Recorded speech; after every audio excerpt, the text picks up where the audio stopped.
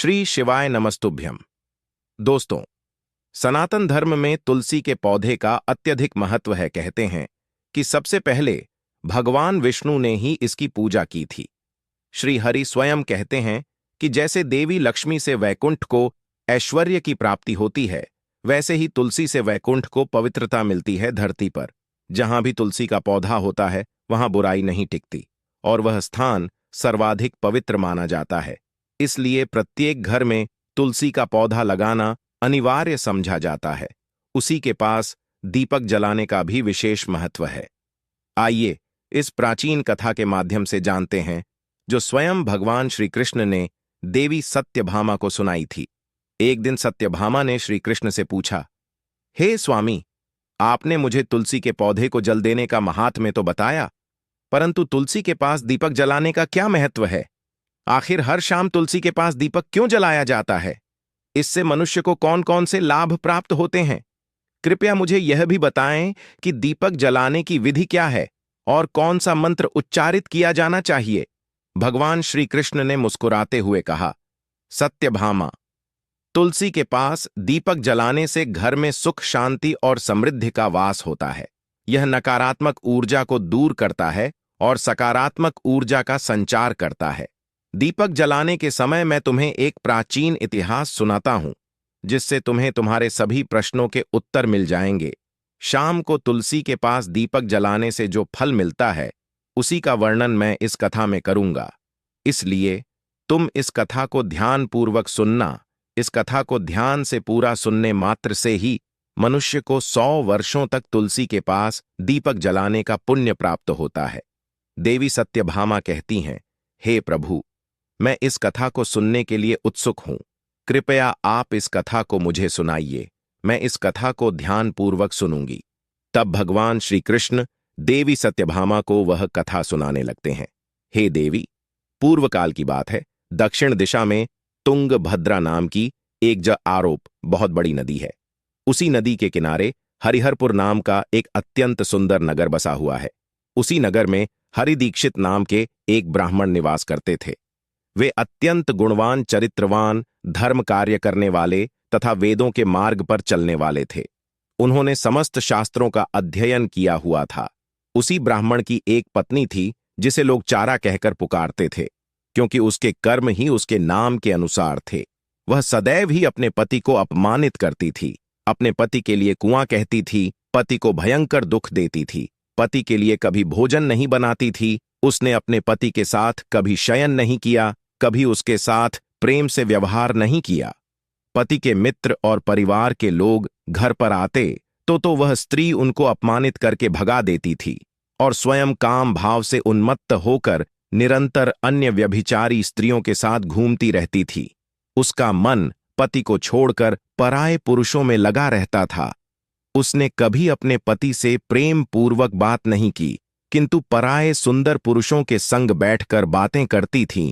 पुरुषों को मोहित करने के लिए सज धज कर गांव में घूमने जाया करती थीं। कभी वह वन में किसी वृक्ष के नीचे खड़ी रहकर सुंदर पुरुषों की देखती और किसी दुष्ट पुरुष को मोहित करके उसके संग भोग विलास किया करती थी।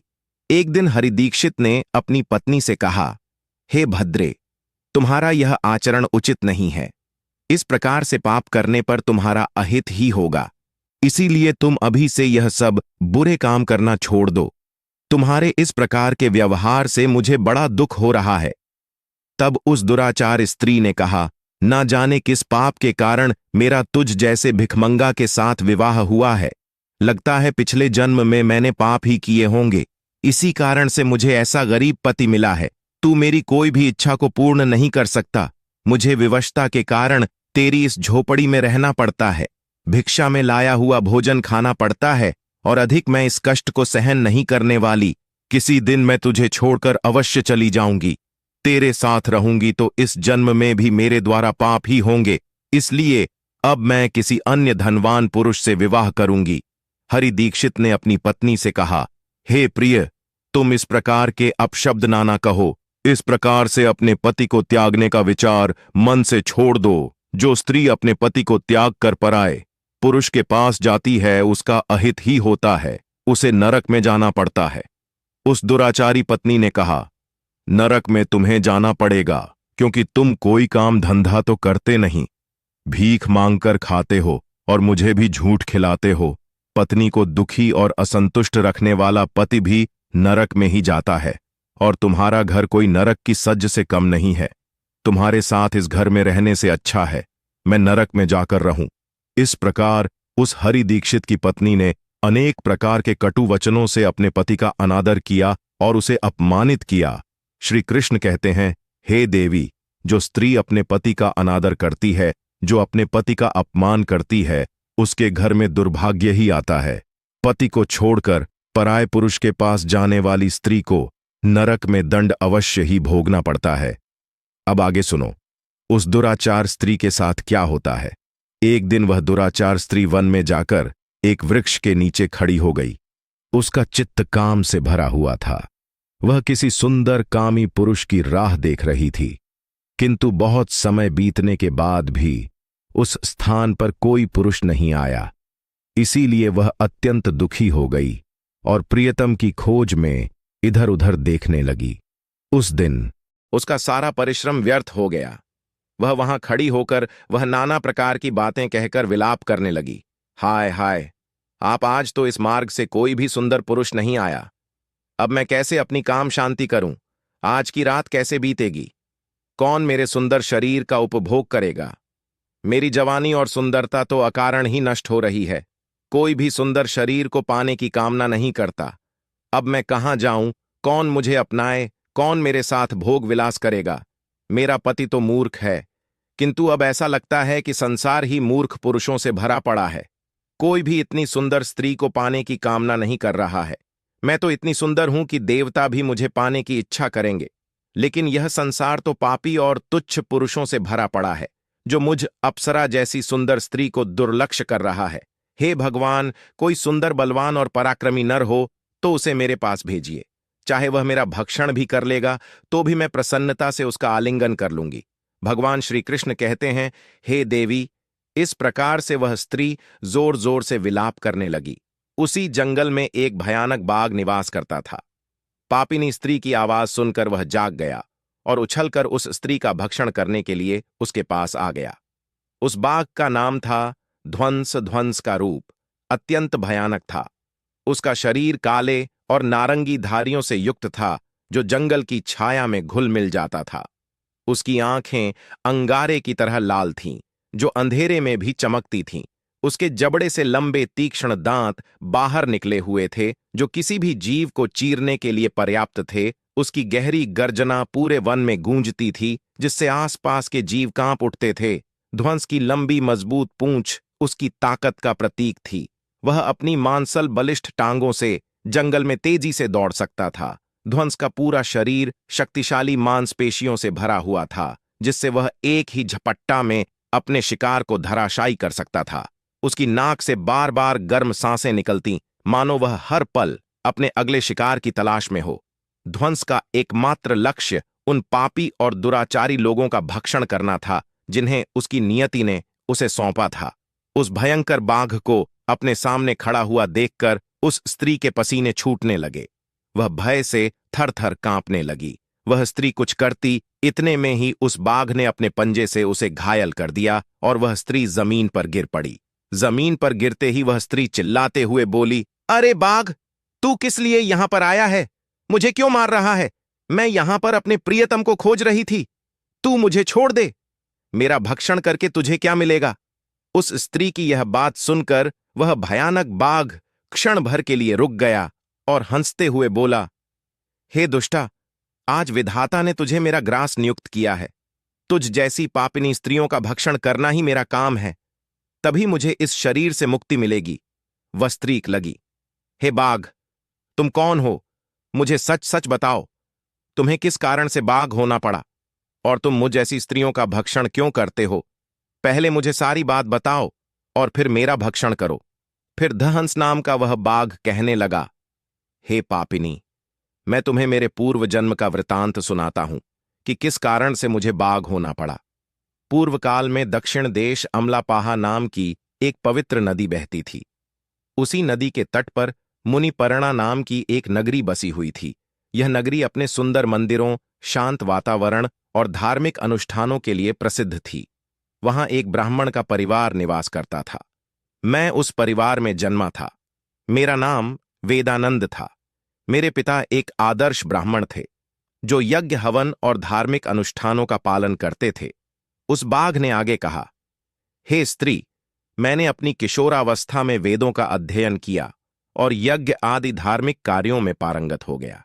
लेकिन जैसे जैसे मैं बड़ा हुआ, मेरे मन में धन का लोभ बढ़ता गया।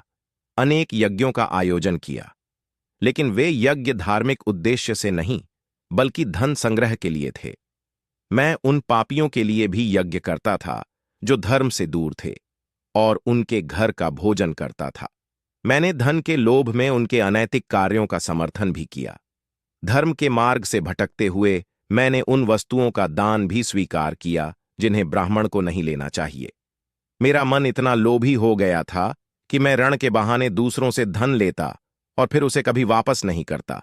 मैंने अनेक प्रकार के छलकपट किए और इस प्रकार पाप करते हुए कई वर्ष बीत गए। समय के साथ मेरा शरीर कमजोर हो गया, बाल सफेद हो गए, आंखें धुंधली हो गई और मुंह के दांत गिर गए। परंतु धन का लोभ अब भी मेरे मन से नहीं गया और मैं पाप करता रहा। उस बाघ ने अपने दहक पर इसमें आगे कहा, एक दिन धन के लालच में मैं फिर से नदी के किनारे गया।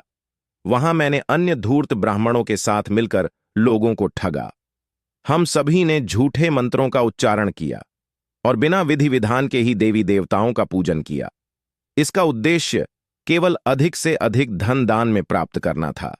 हमने लोगों को धर्म के नाम पर धोखा दिया। उस दिन मैंने काफी धन एकत्र किया, लेकिन उसी समय मेरे साथ एक भयानक घटना घटी। मैं उसी दिन नदी के तट पर बैठा हुआ था। तभी एक बीमार और भटकता हुआ कुत्ता मेरे पास आया। मैंने उसे दुत्कार कर भगा दिया, लेकिन वह क्रोध में आकर मेरे पैर में काट बैठा। मैं मूर्छित होकर वहीं गिर पड़ा। उसी क्षण मेरे प्राण निकल गए। मेरी मृत्यु के बाद यम के 2 दूत प्रकट हुए। वे काले और भयानक रूप वाले थे और उनके हाथों में जंजीरें थीं। उन्होंने मुझे पकड़ लिया और यमपुरी की ओर ले गए। यमपुरी में मुझे राज के सामने खड़ा किया गया। यमराज ने अपने दिव्य सिंहासन से चित्रगुप्त को आदेश दिया कि वे मेरे कर्मों का लेखा जोखा प्रस्तुत करें। चित्रगुप्त ने बड़े ही गंभीर स्वर में कहा, हे धर्मराज, यह ब्राह्मण जिसका नाम वेदानंद था, ने अपने जीवन में घोर पाप किए हैं। इसने धर्म के नाम पर लोगों को ठगा, झूठे मंत्रों का उच्चारण कर यज्ञ किया और भगवान का अपमान किया। यह धन के लालच में धर्म से दूर हो गया। इसने कभी भी धर्म का पालन नहीं किया, इसीलिए यह पापी ब्राह्मण नरक जाने के योग्य है। फिर यमराज ने अपने दूतों को आदेश दिया, इस पापी को नरक की अग्नि में डाल दो। यह वहां जाकर अपने कर्मों का फल भोगे। इसके बाद मुझे नरक की भयंकर अग्नि में डाल दिया गया। वर्षों तक मैंने वहां की यातनाएं सहन की। मेरी आत्मा को भयंकर पीड़ा सहनी पड़ी। अनेक वर्षों की सजा के बाद मेरे पापों के कारण मुझे बाघ का शरीर प्राप्त हुआ और मैं इस दुर्गम वन में निवास करने लगा। ध्वंस ने अपनी कहानी को समाप्त करते हुए कहा, अपने पूर्व जन्म के पापों का प्रायश्चित करते हुए मैंने संकल्प लिया कि मैं कभी भी महात्मा, साधु पुरुष या सती स्त्रियों का भक्षण नहीं करूंगा। मैं केवल उन पापियों, दुराचार और कुलटा स्त्रियों का ही भक्षण करता हूं जिन्होंने अपने जीवन में अधर्म के मार्ग पर चलकर दूसरों को दुख दिया है। मुझे विश्वास है कि ऐसा करने से मुझे मेरे पापों से मुक्ति मिलेगी और मैं इस शरीर से जल्द ही मुक्त हो जाऊंगा। श्री कृष्ण कहते हैं, हे देवी, इस प्रकार से उसने अपने पूर्व जन्म का वृतांत सुना दिया और उस स्त्री से कहने लगा, हे पापिनी, तेरे आचरण से तू कुलटा दिखाई पड़ती है। अपने पति को छोड़कर तू इस वन में अन्य पुरुषों के साथ भोग विलास करने के लिए आई है, इसीलिए आज तू मेरा ग्रास अवश्य बनेगी। इतना कहकर उस बाघ ने अपने तीक्ष्ण नाखूनों से उस पापी स्त्री को मारकर उसे खा लिया और फिर वह बाघ उस स्थान से चला गया। उस स्त्री की मृत्यु के बाद उस स्थान पर यम के 2 दूत प्रकट हुए और उस पापिनी स्त्री को उठाकर संयमनीपुरी में ले गए। वहां पर उसे यमराज के सामने खड़ा किया गया। फिर चित्रगुप्त ने उस स्त्री का लेखा जोखा निकालते हुए यमराज से कहने लगे, हे धर्मराज, यह स्त्री तो अत्यंत पापिनी है। इसने घोर पाप किए हैं। इसने व्यभिचार किया है, इसने अपने पति की कभी सेवा नहीं की, अपने पति को भूलकर पराये पुरुषों के संग भोग विलास किया करती थी। उसके पापों को सुनकर यमराज अत्यंत क्रोधित हो गए और उन्होंने उस स्त्री को अग्नि से भरे हुए कुंडों में डालने का आदेश दिया। यमराज के आदेश को सुनकर वह स्त्री अत्यंत भयभीत हो गई और फिर वह दुराचार स्त्री यमराज से कहने लगी, हे धर्मराज, कृपया मुझे मेरे पापों के लिए क्षमा करें। मैंने यहां अनजाने में पाप किए हैं, कृपया मुझे प्रायश्चित का अवसर प्रदान करें। यमराज कहते हैं, हे स्त्री, तुमने जो पाप किए हैं वे निंदनीय हैं। तुम्हारे पापों के लिए कोई प्रायश्चित नहीं है। जो स्त्री अपने पति का त्याग करती है, अपने पति को छोड़कर पराये पुरुष के संग हार करती है, उसे निश्चित ही नरक में जाना पड़ता है। इसीलिए अब तुम्हें नरक की यातनाएं भोगनी ही पड़ेगी। फिर यमराज ने अपने दूतों से कहा, हे दूतों, इस पापी स्त्री को ले जाओ और इसे भयंकर नरकों में डाल दो। यह उसी के योग्य है। फिर यम के दूत उस स्त्री को नरक में ले जाते हैं। फिर अनेक वर्षों तक उसे जलते हुए तेल के कुंड में पकाया गया। फिर उसे निकालकर रर्व नामक नरक में डाल दिया गया। इस प्रकार से उसे अनेक वर्षों तक अलग अलग नरकोडुरु नरक में कष्ट भोगने के बाद वह महापाप स्त्री पुनः लोक पर आकर चांडाल के रूप में उत्पन्न हुई। चंडाल के घर में जन्म लेकर वह फिर से अनेक पाप करने लगी, व्यभिचार करने लगी, अनेक पापी पुरुषों के संग विहार करने लगी। फिर कुछ समय बाद पूर्व जन्म के पापों के कारण उसे कोढ़ का रोग हो गया और वह भयानक पीड़ा सहन करने लगी। उसका अंगंग जलने लगा, उसके नेत्रों में पीड़ा होने लगी। इस दुख को सहन करती हुई वह दिन बिताने लगी। फिर एक दिन वह तीर्थ में स्नान करने के उद्देश्य से अंतपुर में चली गई। वहां पर वह एक आश्रम के बाहर निवास करने लगी। उस आश्रम में एक तुलसी का पौधा था। अन्य स्त्रियों को वहां पर तुलसी के पास दीपक जलाते हुए देखकर उस पापी स्त्री को बड़ा आश्चर्य हुआ। फिर एक दिन वहां पर निवास करने वाले एक साधु से उस स्त्री ने पूछा, हे साधु महाराज, यह कौन सा पौधा है और यह स्त्रियां इसके नीचे दीपक क्यों जला रही हैं? तब उस साधु ने कहा, हे कल्याणी, यह अत्यंत पवित्र तुलसी का पौधा है। इसके दर्शन करने मात्र से ही संकटों का नाश होता है। इस तुलसी को जल देने से देवी देवताओं की कृपा प्राप्त होती है तथा इस वक्त पौधे के पास दीपक जलाने से समस्त पाप नष्ट होते हैं। उस साधु की बात सुनकर उस स्त्री को बड़ी प्रसन्नता हुई और उसने साधु से कहा, हे साधु महाराज, यदि कोई अत्यंत पापिनी स्त्री भी इसके पास दीपक जलाएगी तो उसके पाप नष्ट होंगे। क्या वह साधु कहते हैं, हे पुत्री, यह सत्य है। यदि किसी स्त्री ने घोर पाप भी किए हो तब भी उसके पाप नष्ट होते हैं। उसके सभी जन्मों के पाप भी तुलसी के पास दीपक जलाने से नष्ट होते हैं। किंतु हे पुत्री, तुम कौन हो और किस कारण से यह प्रश्न पूछ रही हो? वह स्त्री कहती है, हे साधु महाराज, मैं महापापिनी हूं। मैंने व्यभिचार किया है तथा अनेक प्रकार के पाप किए हैं। मेरे पापों के कारण ही मेरी ऐसी दुर्दशा हुई है। कृपया मुझे पापों से मुक्ति का उपाय बताइए। साधु कहते हैं, हे पुत्री, अब से तुम नित्य इस तुलसी के पास दीपक जलाओ, तुम्हारे समस्त पाप और दोष समाप्त हो जाएंगे। उस साधु की बात सुनकर उस पापी स्त्री ने भी वही किया। उसने तुलसी के पौधे के पास एक दीपक जला दिया। दोस्तों, वीडियो अच्छा लगा हो तो वीडियो को एक लाइक और मतंग दृष्टि चैनल को सब्सक्राइब जरूर करें।